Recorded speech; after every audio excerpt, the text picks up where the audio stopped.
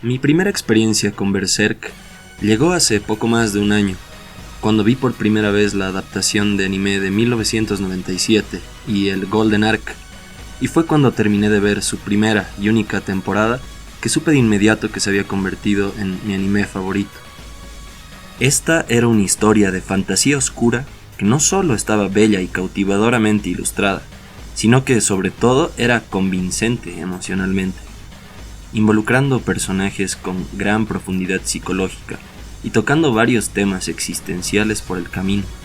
Ahí supe que eventualmente iba a tener que hacer un video sobre esta gran obra. El manga que después leí resultó ser incluso más elaborado y desarrollado que sus adaptaciones, tanto en sus personajes como en la narrativa, y no solamente estaba lleno de material digno de análisis, sino que a veces hace bastantes explícitas sus grandes influencias filosóficas. Lo había notado por lo que parecían ser pequeñas alusiones a Platón, Descartes y Jung.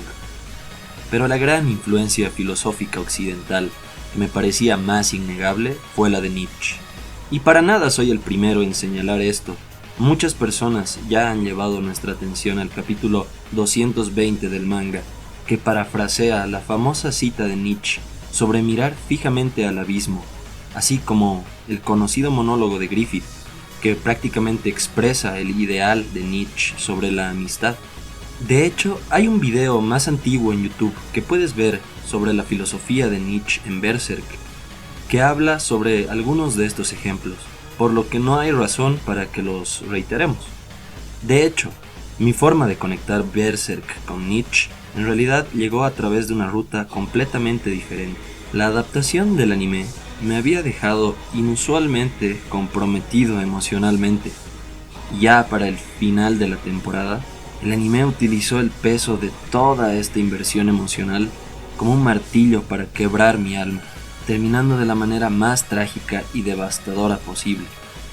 Y sin embargo, fue precisamente después de presenciar esta tragedia que destrozó mi alma que me convencí de que este es mi anime favorito de todos los tiempos. Y esto me recordó a una famosa pregunta filosófica conocida como la paradoja de la tragedia. ¿Cómo puedo encontrar tanto disfrute en este anime cuando termina de la manera más horrible y dolorosa imaginable? En otras palabras, ¿cómo es que obtenemos algún tipo de placer o disfrute en lo trágico? La paradoja de la tragedia es un viejo problema que se remonta a Aristóteles y desde entonces ha sido discutido por muchos filósofos occidentales. La paradoja es esta. El drama trágico nos presenta eventos que son innegablemente horribles, eventos por los que nunca querríamos pasar. Nos presentan injusticias, crueldades infligidas a las personas que no lo merecen. Incluso a menudo nos presenta dolor sin ningún sentido y no nos da ninguna resolución, ningún final feliz, ni siquiera justicia. Y sin embargo, a pesar de esto, la gente disfruta de las historias trágicas. Quizás disfrutar es una palabra demasiado simple, pero la tragedia definitivamente nos atrae. Incluso pagamos dinero por ella y volvemos por más. Así que, ¿cómo podría la descripción de los peores aspectos de la vida darnos una extraña especie de placer? Y no solo el tipo de placer que podríamos obtener de una comida sabrosa. A lo largo de la historia, muchos pensadores y artistas han considerado al drama trágico como una de las formas de arte más grandes conocidas por la humanidad, y que éste conlleva a varios de los logros culturales más gloriosos de la humanidad. Dentro de estos pensadores se encontraba, por supuesto, Nietzsche, así que al pensar en Berserk en términos de tragedia, naturalmente me llevó hasta él. Y no solamente porque él examinaba la tragedia por el simple hecho de estudiarla, o por el simple hecho de ahondar en un género literario. Él creía que la tragedia, en los tan pesados temas que aborda, nos revela algo fundamental sobre el valor de la existencia misma. Y no puedo pensar en una mejor manera de hacer justicia para el significado de Berserk más que como una absoluta obra de arte, y por lo tanto honrar a su autor, el difunto maestro Kentaro Miura, que ha dotado a su obra Berserk con las preguntas más profundas de la vida y su valor.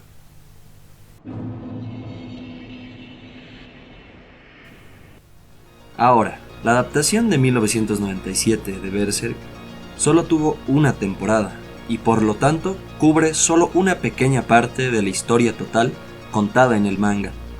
Solamente cubre la saga conocida como el arco de la Edad Dorada, durante la que conocemos a nuestro protagonista, el mercenario Guts, cómo es que éste llega a unirse a la Banda del Halcón, un grupo de mercenarios bajo el liderazgo de Griffith, que posteriormente asciende al poder, sirviéndole al reino durante la guerra.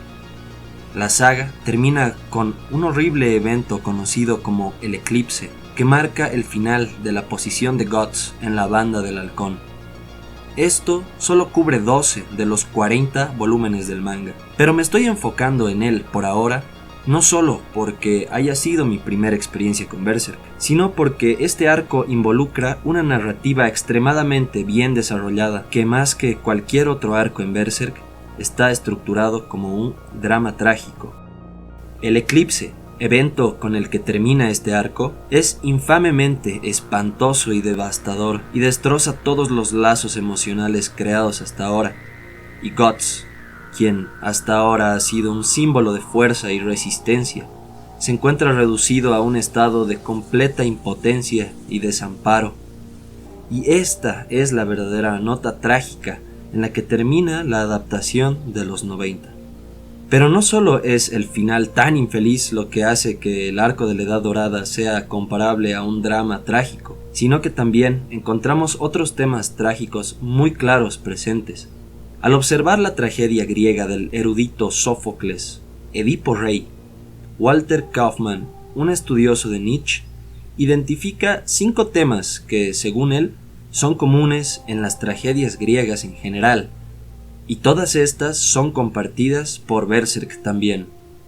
El primero es la inseguridad radical del individuo, que se refiere a la caída repentina e inesperada en la catástrofe, situación que varios personajes en Berserk se ven obligados a experimentar. En segundo lugar, la ceguera del individuo. El héroe falla al predecir la catástrofe que se avecina, a pesar de los presagios que la audiencia sí puede interpretar y tener claros.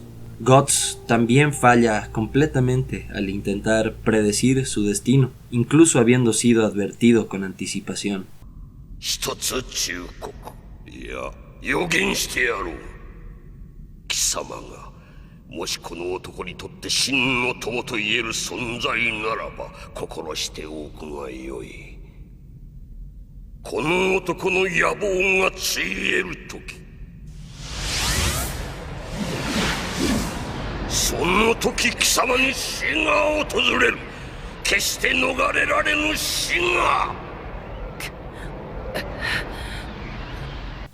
Tercero, la maldición de la virtud.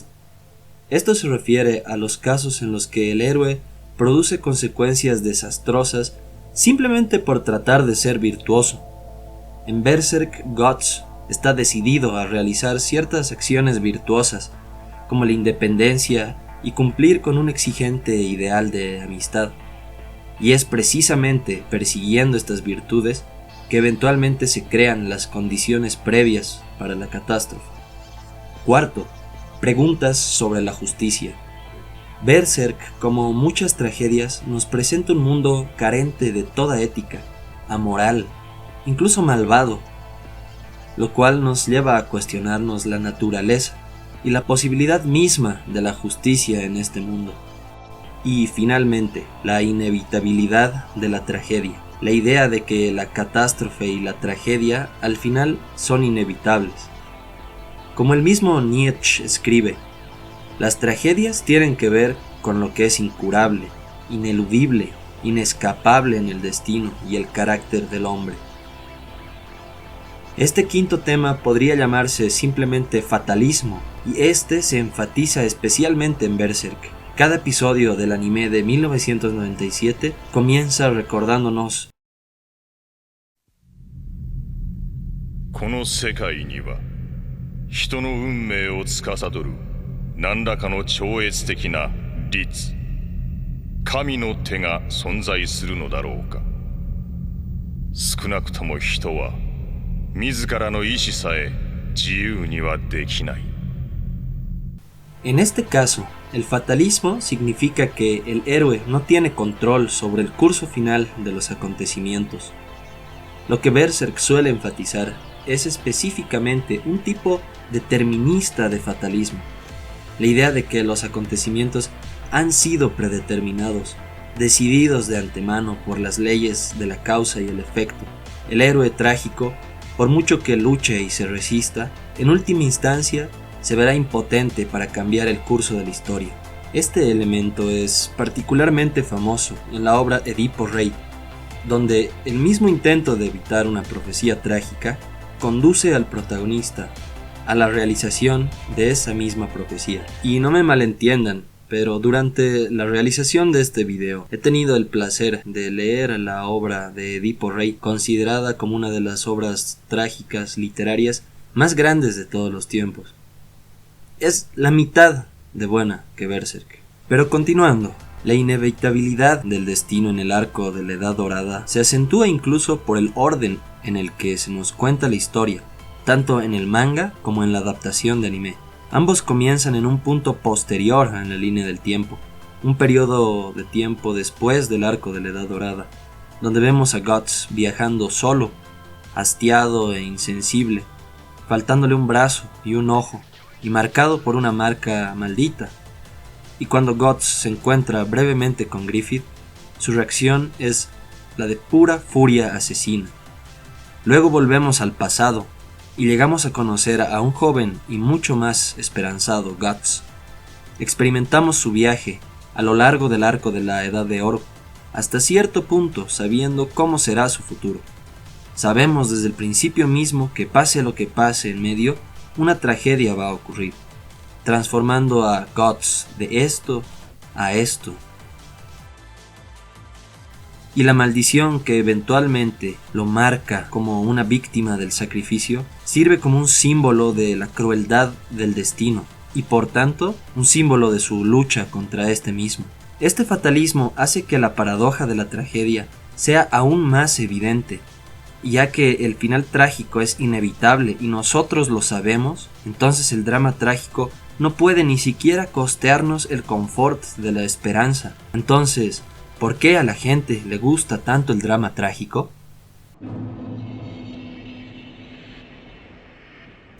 Es difícil entender el contexto de los pensamientos de Nietzsche sin hablar primero de Arthur Schopenhauer, el filósofo alemán conocido por su interesante pesimismo. Nietzsche lo leyó por primera vez cuando tenía 21 años. De hecho, fue Schopenhauer el que hizo que Nietzsche se interesara en la filosofía en primer lugar.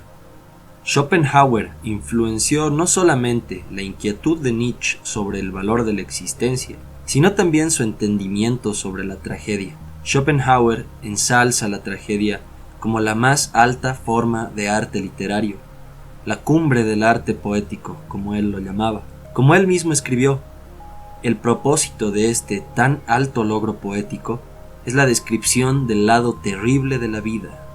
Cuando Schopenhauer nos viene a describir el contenido típico que un drama trágico presenta, bien podría estarse refiriendo al eclipse de Berserk, la miseria indecible de la raza humana, el triunfo de lo retorcido, la desdeñosa maestría del chance, la inevitable caída de los justos e inocentes.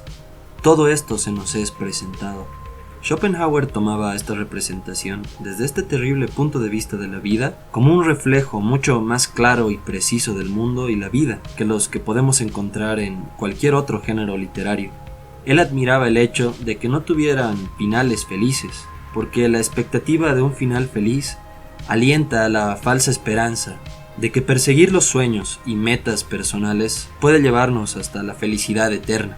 Él también admiraba que no se usaba la justicia poética, donde los virtuosos al final son recompensados y los malvados castigados, porque se promueve la ingenua idea de que hay un orden moral en el mundo, cuando en la realidad la moral raramente prevalece. Schopenhauer ve a la tragedia como algo único, libre de ilusiones y libre de ese endulzamiento de la realidad en el que nosotros mismos nos engañamos sobre la verdadera naturaleza del mundo. Nos fuerza a confrontar el hecho de que el mundo no está gobernado por nuestro bien, que la naturaleza es indiferente ante nuestra situación, que no estamos en control y que la vida está inherentemente marcada por un interminable antagonismo y conflicto. No hay una resolución final, no hay un final feliz. En palabras del mismo Guts, no hay un paraíso al que puedas escapar. Lo único que encuentras, lo que está ahí, es solo el campo de batalla. Ahora quizás estás curioso en saber cómo es que Schopenhauer resuelve la paradoja de la tragedia, dado el hecho de que por el momento él solo la está haciendo ver más deprimente. ¿Cuál es la parte positiva de experimentar la tragedia entonces? Para simplificar un poco, para Schopenhauer, el ser humano tiene dos aspectos: el aspecto particular, nuestro yo mundano, conducido por nuestra voluntad, y el aspecto universal, esa parte nuestra, independiente de nuestra voluntad, que en ciertos raros casos incluso puede sobreponerse ante nuestra propia voluntad. Mi parte particular es esa parte mía que me hace un individuo único, incluyendo cosas como mi personalidad, idiosincrasias, hábitos y por sobre todo mis deseos. Es mi existencia como un sujeto con voluntad. Pero también existe esa otra parte mía que existe más allá de mis deseos, más allá de mi voluntad. Esta es la parte que incluye lo universal, e incluye no las cosas que me hacen único, sino las cosas que comparto con la humanidad como un todo. Es esta parte mía la que me hace comprender cosas como la belleza o la moral. Cuando, por ejemplo, yo deseo hacer algo malvado, es este lado universal mío que reconoce que es malo, y en ciertos casos incluso puede triunfar sobre este deseo. Con esta dualidad, Schopenhauer responde a la paradoja de la tragedia de una forma bastante simple. La tragedia representa cosas contrarias a nuestra voluntad y contrarias a nuestros deseos. Así que esta parte particular mía es la que me hace sentir dolor emocional. Sin embargo, la tragedia, como todo gran arte, nos revela algo universal, apela a este nuestro lado universal, el cual es el que trasciende nuestros deseos. Para Schopenhauer, todas las experiencias genuinamente estéticas apelan a este lado nuestro, a nuestra existencia, no como un sujeto de voluntad, sino como un sujeto de pura cognición. En mediaciones de esta experiencia, dejamos atrás nuestra existencia como un individuo de voluntad y dejamos atrás nuestros deseos. Y como el deseo es la raíz de todos nuestros sufrimientos, este estado nos trae este sentimiento de gran alivio. Y por eso, mientras que como individuos particulares podemos encontrar la tragedia como algo increíblemente doloroso, como sujetos que trascienden esa individualidad, nos sentimos aliviados y elevados a una perspectiva más alta. Él escribe que, para experimentar propiamente la tragedia, nos sentimos impulsados a apartar nuestra voluntad de la vida, renunciar a la vida dispuesta y amorosa. Pero precisamente en este camino es cuando nos damos cuenta de que aún hay algo diferente dentro de nosotros, algo que no se debe a la vida.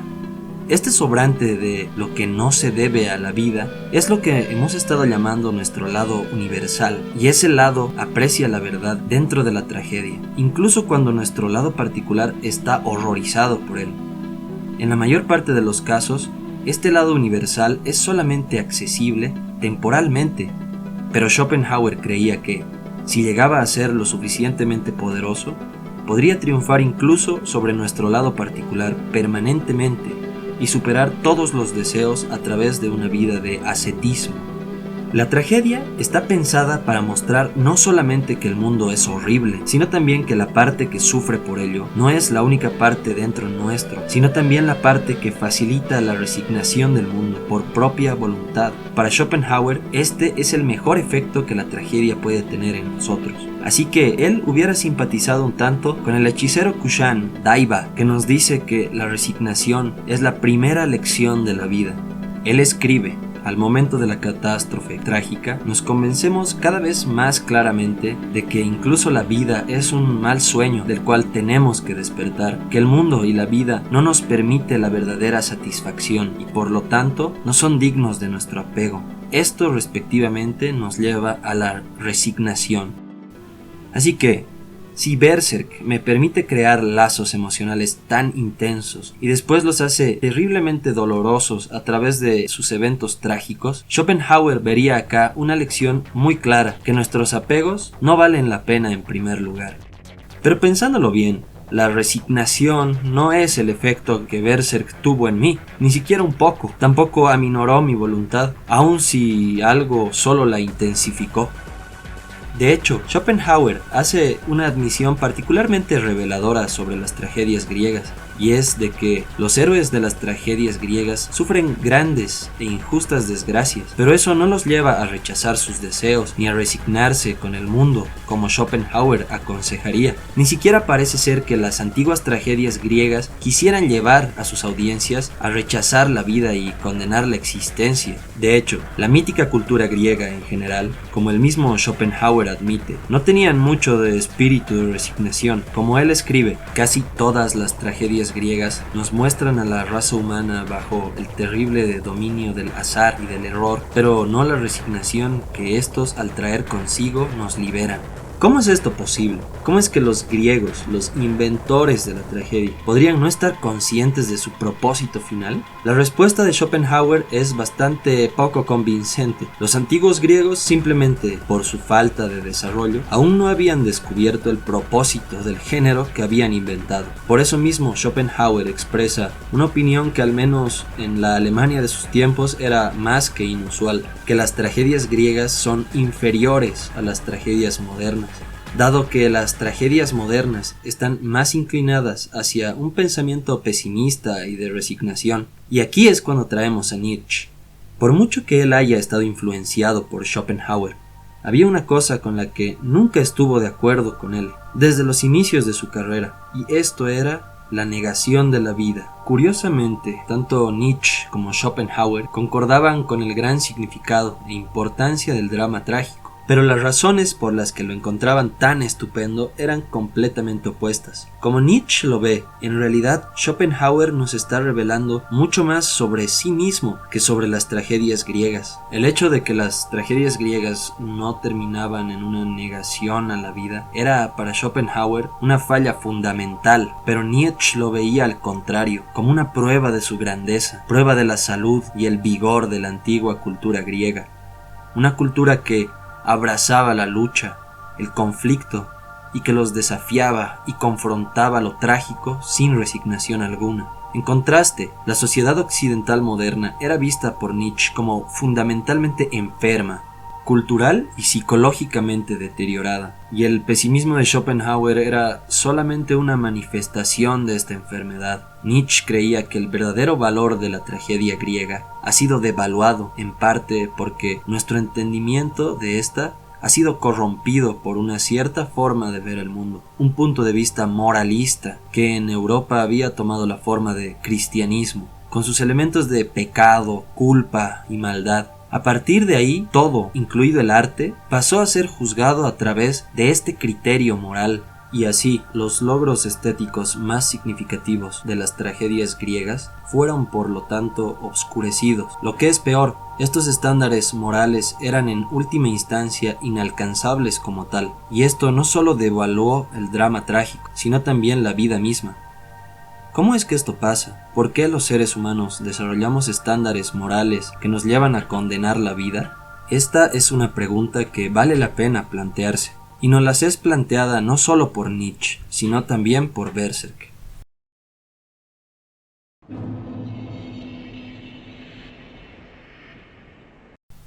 En el capítulo 83 del manga, Griffith se encuentra con Dios, o lo que él reconoce como Dios, una entidad en forma de un corazón gigantesco que aparentemente reside en las profundidades del inconsciente colectivo de la humanidad y que se presenta a sí misma como la idea del mal. Ahora, seguramente habrá alguien que saltará rápido a decir que este capítulo no es canon, así que solo para aclarar, este es un capítulo que Miura decidió excluir del volumen publicado, por lo que su estado es bastante controversial. Sin embargo, luego explicó que el capítulo se eliminó porque revelaba demasiado y demasiado pronto, y con esto surgía el riesgo de limitar su futura narración, pero nunca repudió la idea en sí misma. y canon o no, revela algo significativo sobre las ideas detrás de Berserk. La idea del mal explica que fueron los mismos humanos que le dieron a luz, desearon su existencia y por lo tanto la provocaron. Pero ¿por qué los humanos desearían tal cosa? La respuesta que nos brinda es idéntica a la que nos es dada por Nietzsche. Los humanos desean razones. Razón para el dolor, razón para la tristeza, razones para la vida y razones para la muerte. ¿Por qué sus vidas estaban llenas de sufrimiento? ¿Por qué sus vidas eran absurdas? Querían razones para el destino que seguía trascendiendo su conocimiento. En otras palabras, la idea del mal nació del deseo humano de tener significado, impulsado por los sentimientos negativos encontrados que los humanos sintieron frente al dolor del sinsentido. Esto está completamente alineado con Nietzsche, quien dice que lo que los humanos encuentran insoportable no es el sufrimiento por sí mismo, sino el sufrimiento sin un significado, sin un propósito, sin una razón.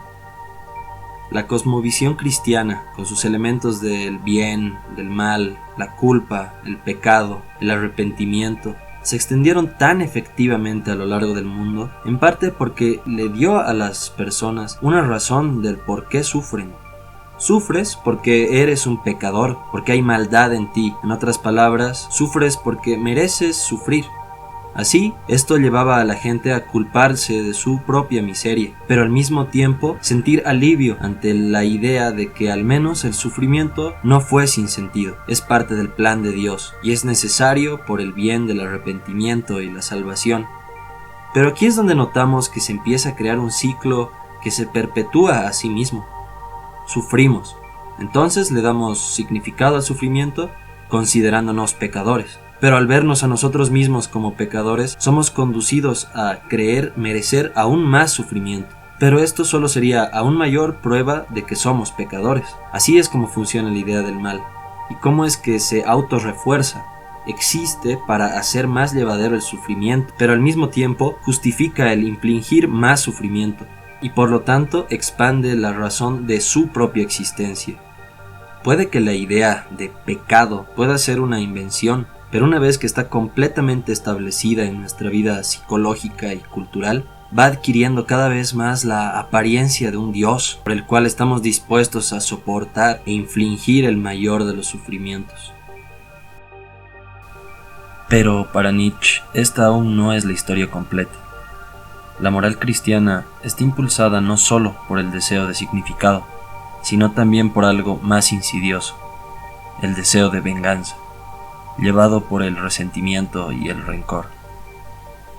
Me gustaría profundizar sobre este tópico aquí porque mostrando el cómo aparece en Berserk le dará más credibilidad a la lectura nietzscheana en general.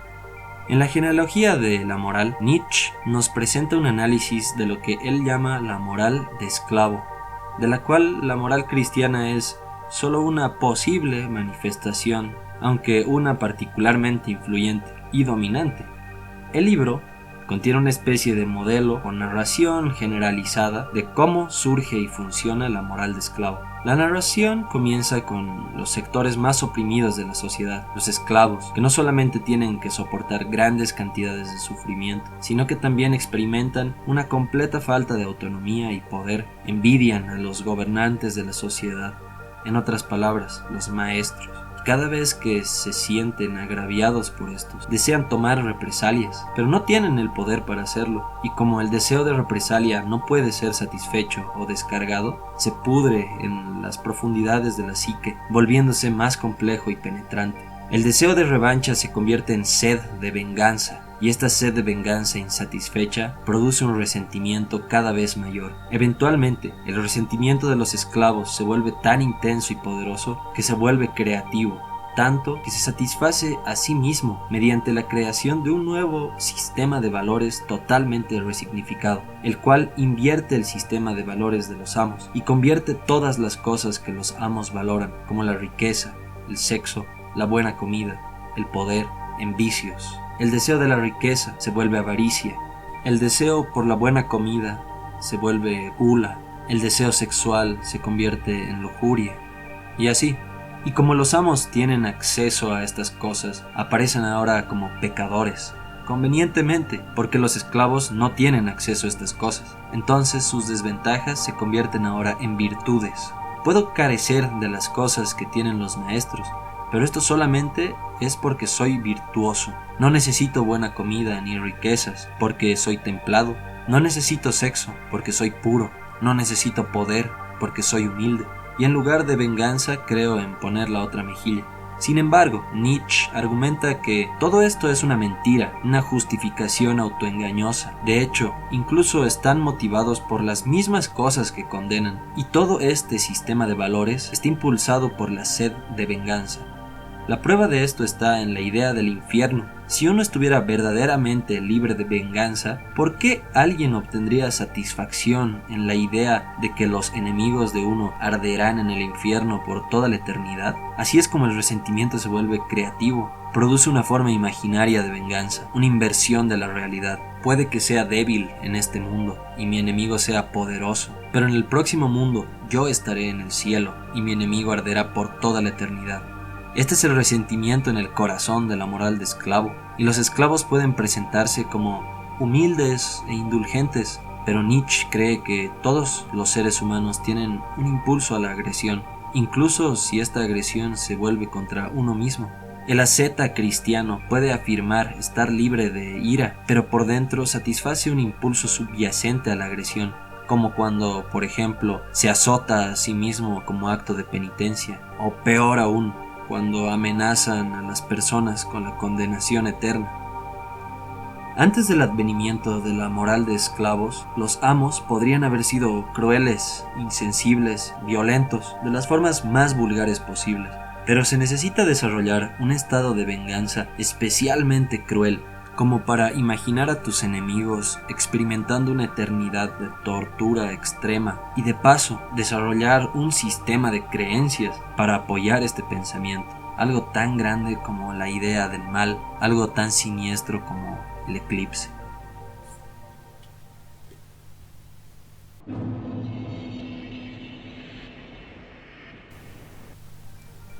Cuando el personaje de Farnese se nos presenta por primera vez, ejemplifica tan bien la crítica de Nietzsche hacia la moral de esclavo que sería difícil para mí creer que se trata de una coincidencia. Crecer en una familia noble, con padres que la niegan emocionalmente, la lleva a sufrir de emociones reprimidas, acompañada de un sentimiento de impotencia que hace que se llene de resentimiento. Como respuesta a esta impotencia y resentimiento, llega a tener tendencias destructivas y sádicas, y eventualmente las expresa regocijándose en la quema herética que ocurre fuera de su casa, cuando ella tiene 16 años. Su padre, incapaz de controlar su comportamiento delictivo, la envía a un convento donde años después de disciplina religiosa, se convierte en la líder de los Santos Caballeros de la Cadena de Hierro, una organización militar religiosa.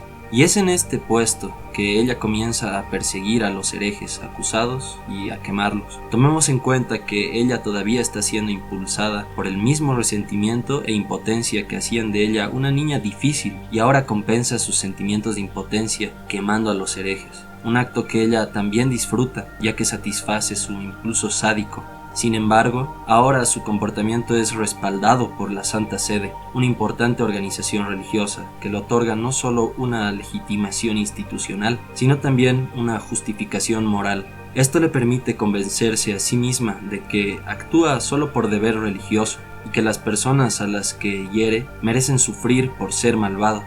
Esta cosmovisión religiosa fanática del mal permite que sus vicios sean vistos como virtudes, y otorga a Farnese una justificación e incluso autosatisfacción, lo que la lleva a negar sus verdaderos motivos.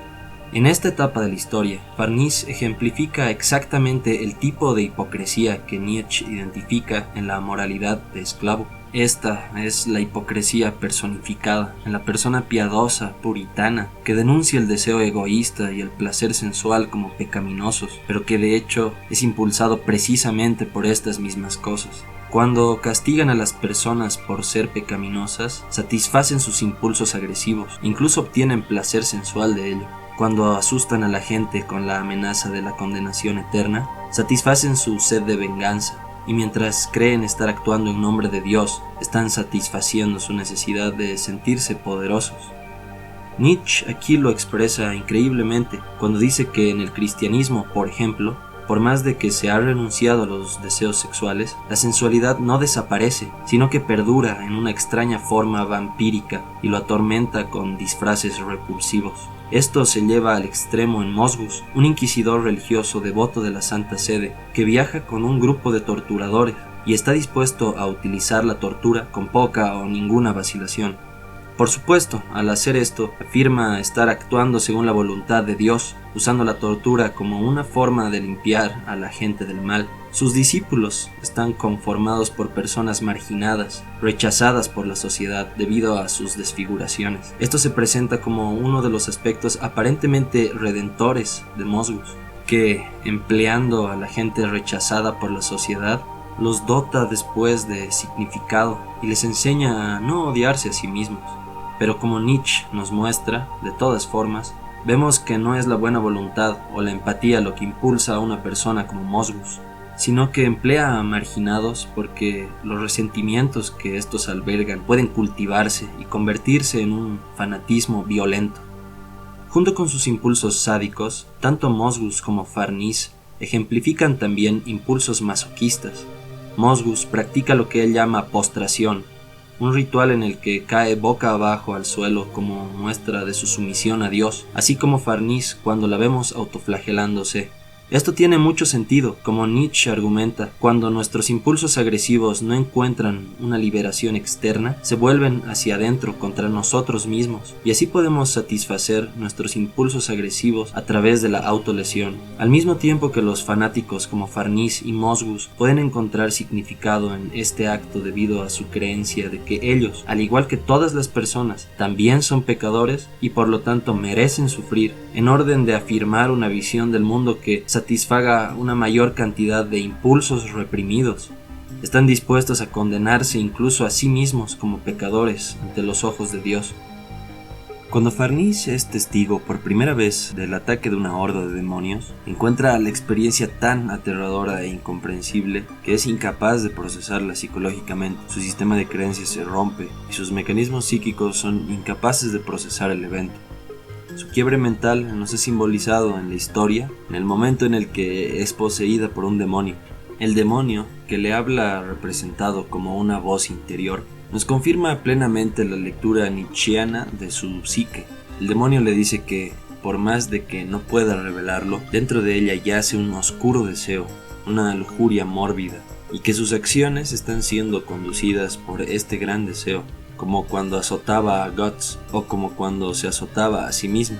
Además, acusa a Farnese de mentirse a sí misma por ocultar sus verdaderos deseos y placeres sensuales detrás de la religión y de estar ebria de la autoridad de Dios. Este demonio podría ser visto como el contenido reprimido de su mente saliendo a la superficie, pero también podría ser simplemente la manifestación del propio Nietzsche, así como él era conocido de encantarle expresar varias verdades incómodas a las personas. En este estado de crisis psicológica, Farnese ya no es capaz de reprimir sus impulsos y entra brevemente en un estado de lujuria descontrolada, debido a que todos los impulsos que había estado reprimiendo estallan. Luego de salir de este estado, ella demanda la muerte de Guts, presumiblemente porque para ella él representa una amenaza para todo su sistema de creencias y autoconcepto. Cuando se trata de este tipo de personalidad, Nietzsche criticaba a estas personas por engañarse a sí mismos, por ser hipócritas y por estar resentidos. Pero es importante señalar que no lo hace juzgándolos como malvados o pecadores, porque esto llevaría a caer en este mismo marco de pecado, culpa y castigo que Nietzsche quiere destruir. Después de todo, una vez que juzgamos a Farnese como malvada, estaríamos dando el primer paso para tratarla de la manera en la que ella trató a los herejes. Un análisis inicial sobre Farnese nos revela rasgos que podríamos encontrar desagradables e incluso repulsivos, pero también nos muestra cómo estos rasgos surgieron como mecanismos de defensa necesarios para hacer frente a las condiciones en las que creció, y por lo tanto Farnese no puede ser condenada tan a la ligera como para decir simplemente que eligió ser malvada. El problema tal como Nietzsche lo ve, no es que Farnese sea mala o pecadora, ni que haya desarrollado mecanismos de defensa para hacer frente a sus circunstancias. El problema es que los mecanismos de defensa que ella ha desarrollado son autodestructivos y empeoran el mismo problema que están destinados a afrontar. El cristianismo, para Nietzsche, al menos sus manifestaciones más oscuras, es solo un gran mecanismo de defensa tóxico. Y es este tipo de enfoque psicológico que no da lugar a juicios morales sobre el mal o la pecaminosidad. Nietzsche a menudo tiene la reputación de ser un pensador insensible o incluso cruel, pero incluso en sus momentos más críticos, él sostuvo que la vida es fundamentalmente inocente, que el castigo en pos del castigo es un sinsentido y que las nociones morales de culpa, maldad y pecado deben ser destruidas, dado todo el daño que éstas nos hacen. Debemos darle a Farnese esa comprensión que ella se niega a otorgar a los herejes que quemó, una comprensión libre de moral, y de hecho esto es precisamente lo que Berserk le otorga. Después de su encuentro con Guts, Farnese todavía intenta aferrarse a su fe a pesar de sus crecientes dudas. Eventualmente tiene un momento de revelación cuando ve a nuestro protagonista manteniendo la calma y control a pesar de estar bajo ataque, y se sorprende por su capacidad de resistencia activa. Es en este momento de gran peligro y miedo cuando Farnese comienza a rezar. Guts le dice que no lo haga, ya que no podrá usar un arma mientras sus manos están entrelazadas. Esto tiene un significado metafórico obvio. Farnese, en el acto de oración, recurre a la religión para hacer frente a su miedo. En sí mismo no hay nada de malo en esto. El problema es que termina siendo una forma de afrontamiento, un mecanismo de defensa que la pone en un estado de pasividad, en el cual ella es aún menos capaz de lidiar con las cosas que teme. Esto hace que ella tenga aún más miedo, y así este mecanismo de defensa tan poco saludable entra en una espiral descendente continua. Y es en orden de romper esta espiral descendente que Guts le dice que suelte sus manos y le da un arma, en lugar de retraerse en la pasividad. Él la alienta para lidiar con sus miedos a través de la lucha activa, y es así que comienza su superación contra la moral de esclava. Eventualmente, debido a la influencia de Guts, Farnese renuncia a su fe y a su posición como líder religioso, y en su lugar se une a Guts con la esperanza de convertirse en una persona más fuerte. Como ya no puede confiar ni en su fe ni en su poder institucional, se ve obligada a reconocer sus debilidades, y en la autorreflexión admite que fue para compensar su impotencia que había buscado parecer majestuosa y oprimir a los demás. Irónicamente, la ex quemadora de herejes más tarde comienza a aprender a hacer magia, y es a medida que se vuelve más experimentada que autosuficiente y adquiere nuevas habilidades, que se vuelve de hecho una persona más fuerte, no solo física, sino psicológicamente. En este viaje que va del autoengaño a la honestidad, de la pasividad a la actividad, de la desesperación a la aceptación, ella no solo se vuelve más fuerte, sino más honesta consigo misma, menos resentida y más amable con los demás. Para Nietzsche, estas cosas están estrechamente relacionadas. Ella abandona sus impulsos sádicos, no porque se arrepienta de sus pecados, no porque sea castigada por sus malos caminos, sino porque se vuelve más honesta y más poderosa, porque supera su impotencia y además supera el resentimiento causado por esa misma impotencia. Así, ya no necesita quemar herejes para sentirse poderosa. Aquí podemos ver un tema nietzscheano muy común, la idea de que el poder y la autoafirmación están fuertemente vinculados. En lugar de ver el poder como algo negativo, una influencia meramente corruptora, Nietzsche ve al verdadero empoderamiento como lo que nos permite superar estos horribles sentimientos de resentimiento y venganza. Así es que, con Farnese se nos es presentado a un personaje que disfruta infringiendo dolor y que está perfectamente dispuesta a quemar vivas a las personas. Un personaje que no solamente es cruel y amargado, sino que a veces incluso patético. La mayor parte de historias contemporáneas de la cultura pop nos introduciría a un personaje así solamente si necesitara a un villano con una falta total de ambigüedad, un personaje cuya propia definición sea la maldad y que su último propósito en la narrativa sea ser derrotado y así obtener lo que merece por sus malos caminos. Pero Berserk no es así. El tratamiento que el maestro Kentaro Miura le da a Farnese carece notablemente de cualquier tipo de moralización. No está motivado por el impulso de poner a las personas en la categoría de bueno o malo, o de castigar moralmente al malvado por sus malas acciones. Por el contrario, Miura nos muestra la infancia y la vida interior de Farnese con gran detalle, animándonos hacia comprender por qué se convirtió en quien es, y en lugar de convertir a Farnese en un objetivo predecible de la justicia poética, le permite superar gradualmente sus rasgos negativos y desarrollar sus propias cualidades que la redimirán, haciendo que esta etiqueta cruda y moralizante de malvado sea completamente inapropiada. En cambio, su transformación encarna el ideal nietzscheano central de la autosuperación. Esto es lo que encuentro emanado en este arco de personaje. Es lo que Nietzsche llamó la inocencia de la transformación.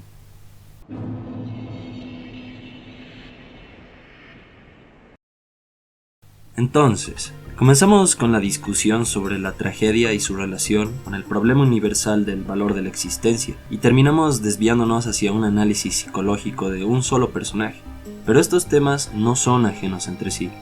La forma en que nos relacionamos con otras personas determina cómo nos relacionamos con el mundo como un todo.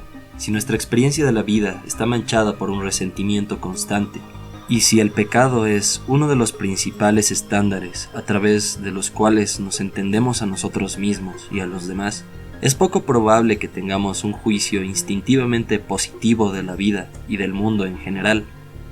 Como lo vimos ejemplificado en Farnese, la moral del bien y del mal nace de la psicología del resentimiento para satisfacer el deseo de venganza, así como darle una razón al sufrimiento. Nos permite denigrar la valía de nuestros oponentes al juzgarlos simplemente como malos, y transforma falsamente nuestra propia impotencia en una virtud, pero sus efectos no terminan ahí. A fin de considerar a todos los oponentes como malvados, uno se ve forzado a establecer un estándar moral que va quedando cada vez más arriba, pero haciendo esto, inevitablemente, uno termina erigiendo un estándar por sí mismo tan inalcanzable para cualquier ser humano, que incluso aquellos que claman aproximarse al estándar por estar supuestamente en el camino del bien, solamente pueden decirlo desde la ignorancia de sus propios motivos. Así, ser humano termina siendo equiparado con ser pecador, el pecado original, por ejemplo. Tales puntos de vista morales se han difundido tan eficazmente en la cultura occidental que incluso Schopenhauer, que no era creyente ni religioso, creía en un tipo de pecado original e incluso lo aplicó a su análisis de la tragedia. Aunque él se haya opuesto a la idea de la justicia poética, hay, de hecho, una forma en que ésta se filtró de contrabando en su visión de la tragedia, de una forma particularmente cruel, en la que expresa: lo que el héroe trágico debe expiar no son sus propios pecados particulares, sino el pecado original. En otras palabras, la culpa por la existencia misma.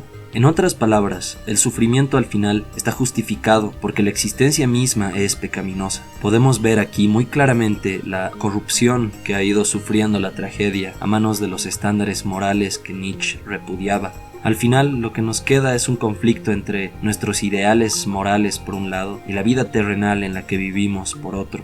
Nuestros ideales morales nos exigen algo que nuestra vida en la tierra parece incapaz de alcanzar, y aquellos que están atrapados en las garras de la moral de esclavo solo tendrán una conclusión posible de esto. Si el mundo hace imposible alcanzar nuestros ideales morales, entonces es el mundo mismo que debe ser cruel, malo. Ese es el camino tomado por Schopenhauer. Su elección es clara. Si hay un conflicto entre nuestra moral y nuestra vida mundana, entonces debemos elegir la moral, incluso a expensas de la vida.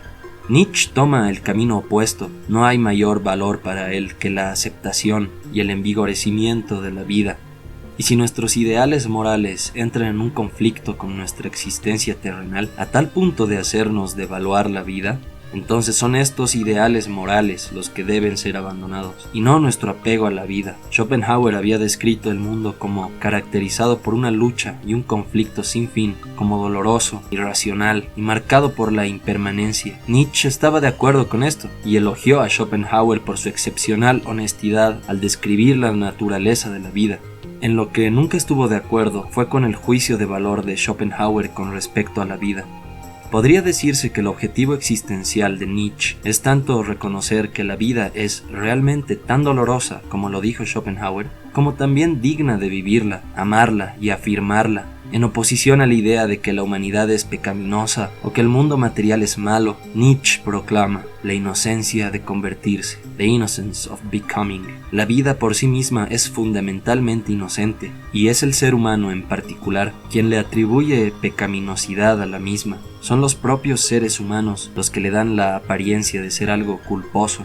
Nietzsche soñaba con una nueva cultura, una cultura más allá de las nociones de culpa y pecado, una cultura que reflejaría la inocencia de la vida. Precisamente por eso puso tanto énfasis en la tragedia griega.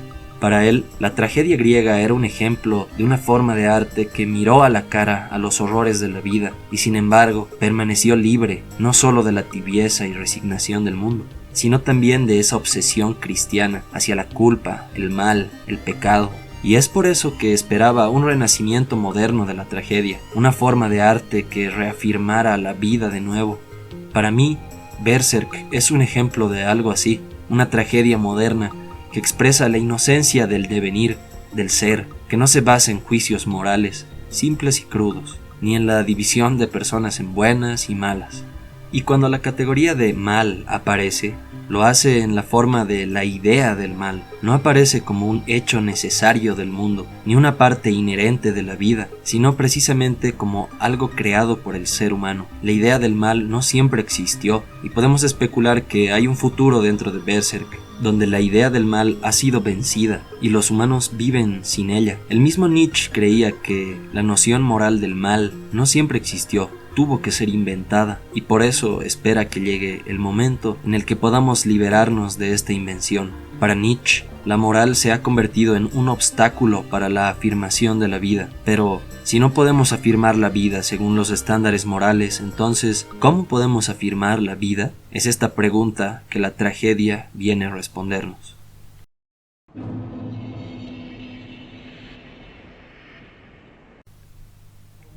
Si hay un objetivo central que une el primer libro de Nietzsche con el último, es el objetivo de afirmar la vida.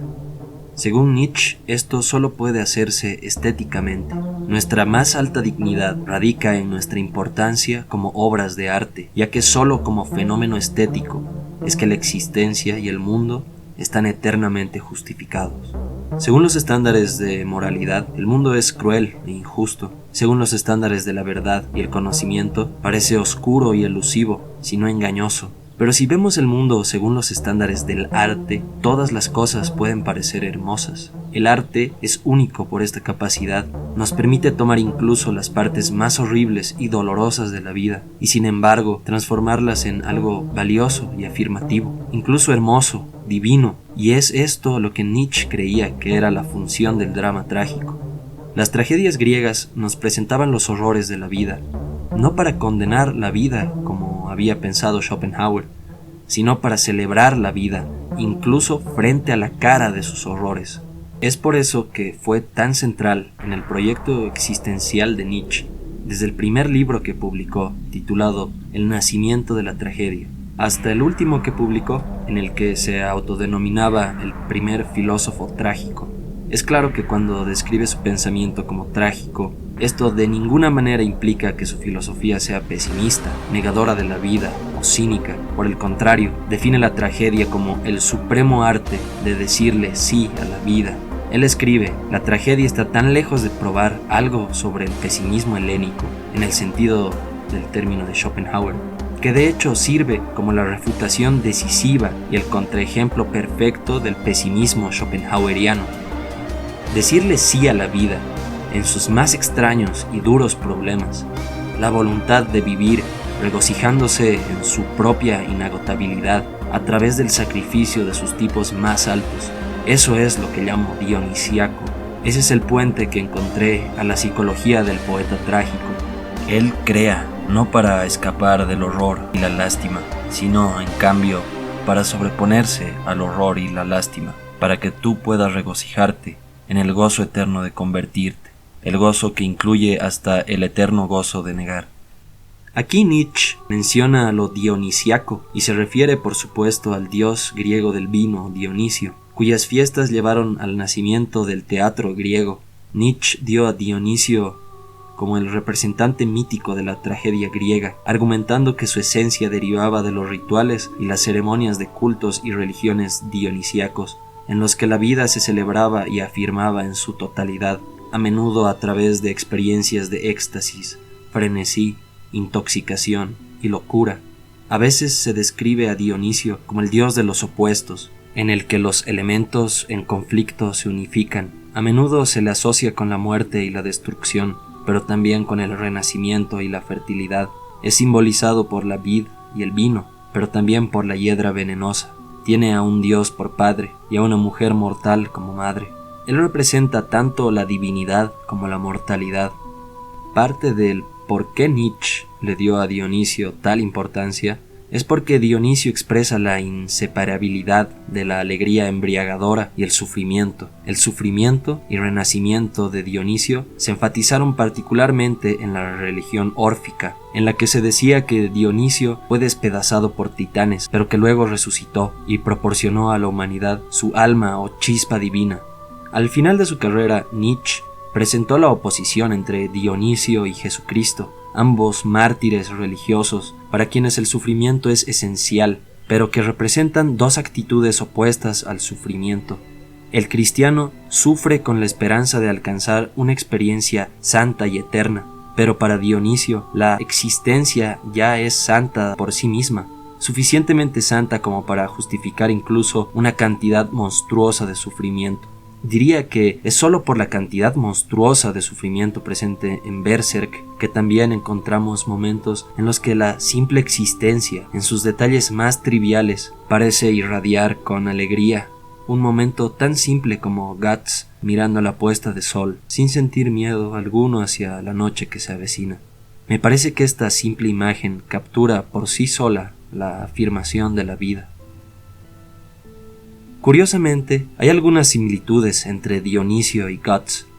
Se dice que Dionisio nació de una madre muerta, al igual que Guts, y justo como la madre adoptiva de este era una mujer que había perdido la cabeza, la madre adoptiva de Dionisio se volvió loca también. Finalmente, se dice también que Dionisio es el dios de la ira ciega, y por supuesto, pocos personajes representan tan directamente la ira ciega tanto como Guts. No tengo idea si estas similitudes son coincidencia o no, pero está claro que Guts podría entenderse no solo como un héroe trágico, sino como Dionisio, una especie de reencarnación de la tragedia misma. Como Dionisio es un hombre de sufrimiento, en quien los opuestos se unifican o se rompen. La vida surge a través de la muerte, el crecimiento del poder se adquiere a través del sufrimiento extremo, el amor más intenso existe junto al odio más cegador. Después del eclipse, Guts incluso está maldito, condenado a residir en el intersticio, una capa del mundo en la que los reinos físico y astral se encuentran y se entremezclan. Por lo tanto, incluso existe entre dos mundos, donde estas categorías binarias se rompen. ¿Por qué es este tema de la unidad en oposición tan central para el dios de la tragedia? Porque el drama trágico, como en los festivales dionisíacos, buscan afirmar la vida, y la vida solo puede afirmarse como un todo, en su totalidad, y esta totalidad se estructura en torno a fundamentos opuestos, oposición que es fuente de conflicto eterno en cada aspecto particular de la vida. Pero es cuando tomamos la vida como un todo, cuando estos opuestos se unifican, y vemos que uno no puede existir sin el otro, y que la vida misma no podría existir si no fuera alimentada por estos conflictos, tensiones y oposiciones. Durante el final del eclipse, el demonio conocido como Slan dice: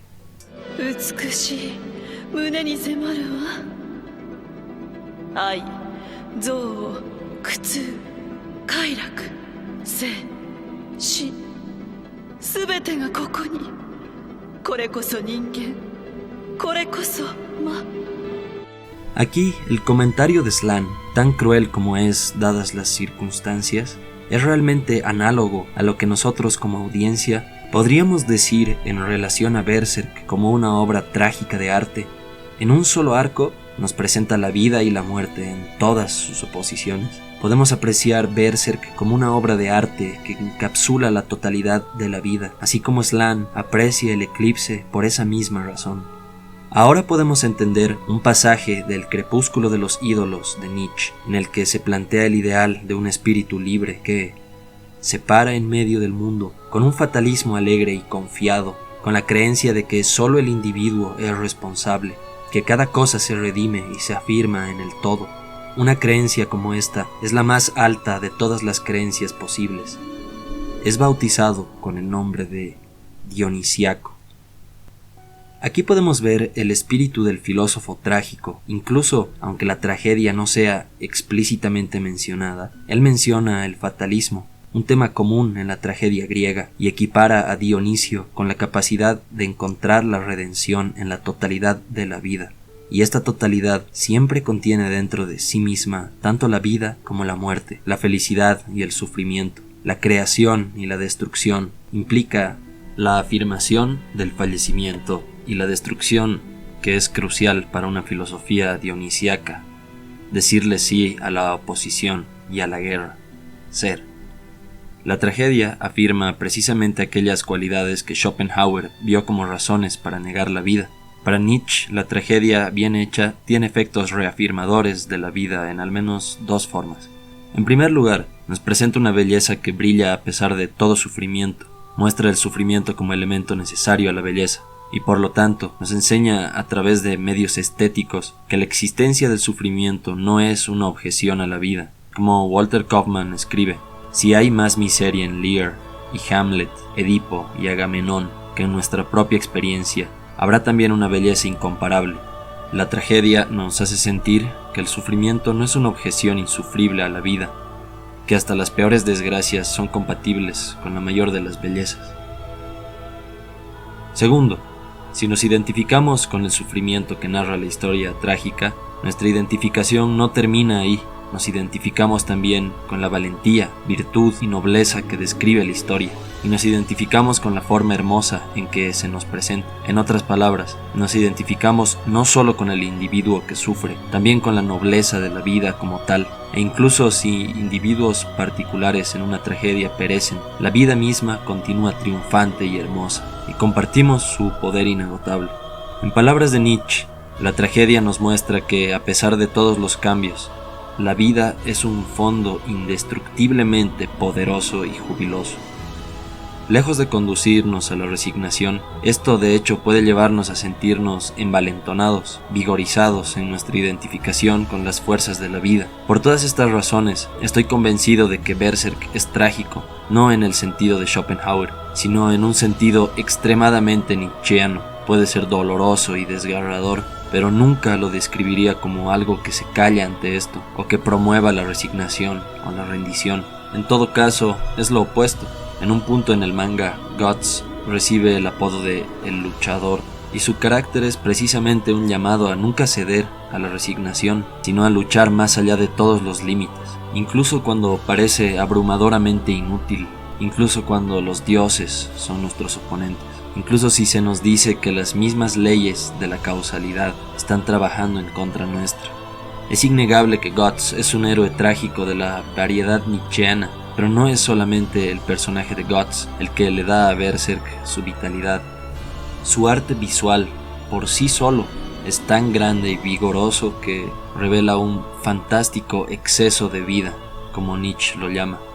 Y se podría decir de Berserk lo mismo que dijo Nietzsche sobre la mitología griega. Aquellos que acuden a ella buscando simplemente caridad o benevolencia serán decepcionados, no solo porque lo que encontramos a cambio no es más que los acentos de una vida exuberante y triunfante, en la cual todas las cosas, ya sean buenas o malas, se deifican. Con el fallecimiento del maestro Kentaro Miura, muchos pensamos que Berserk podría nunca llegar a tener un final, y mucho menos uno feliz. Nos hemos visto forzados a enfrentar las cualidades trágicas representadas por Berserk en la vida real. La vida es injusta, irracional, transitoria. Y sin embargo, ningún fan genuino de Berserk podría concluir que, por lo tanto, todo el viaje hasta ahora ha sido en vano. Y dudo que algún fan quisiera recuperar ni un solo segundo que ha pasado con esta historia, que ha pasado al lado de Guts, Casca, Farnis, Puck y cada uno de los maravillosos personajes que el maestro nos ha regalado. Como escribe Nietzsche en una nota inédita, una muestra del sentimiento de poder y bienestar que uno posee es el cuánto se puede reconocer el lado aterrador y cuestionable de todas las cosas, y cuánto le será necesaria una especie de solución al final. Ese es el desafío al que nos enfrentamos. El valor de una obra de arte no está determinada por si tiene un final feliz o no lo tiene, y la esperanza de Nietzsche es que podamos valorar la vida como una obra de arte más, ver la vida como algo que no necesita un final feliz para justificarse, porque su belleza se justifica a sí misma eternamente. Eso es lo que nos enseña la tragedia. Lo que Kentaro Miura creó fue, a mi modo de ver, una celebración trágica de la vida, y al celebrar su vida también celebramos la vida como un todo. ¿Y qué es lo que nos dice el arte trágico de Miura sobre él como artista? La respuesta nos la da Nietzsche. ¿Qué es lo que comunica el artista trágico acerca de sí mismo? ¿Acaso no muestra su valentía frente a lo temible y cuestionable? Esta carencia de miedo en sí misma es un estado altamente deseable. Cualquiera que lo conozca le rendirá los más altos honores. Él lo comunica, él tiene que comunicarlo, probando que es un artista, un genio de la comunicación.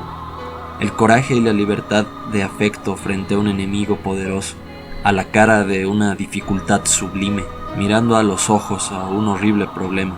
Este estado victorioso es lo que el artista trágico selecciona, lo que él glorifica. Los aspectos marciales de nuestra alma celebran la Saturnalia a la cara de la tragedia. Cualquiera que esté acostumbrado al sufrimiento, cualquiera que esté en búsqueda del sufrimiento, el hombre heroico alaba su existencia a través de la tragedia. El artista trágico eleva la bebida de la más dulce crueldad solo para él. El poeta trágico tiene pocos deseos de tomar partido en contra de la vida, con su propia imagen de la vida. Él, en cambio, se lamenta. Es el estimulante de los estimulantes. Esta existencia tan excitante, cambiante, peligrosa, sombría y a menudo bañada por el sol. Es una aventura por vivir, desposarse con la fiesta en la que se deba. Esto siempre lo conservará en su personalidad. Gracias, maestro Kentaro Miura.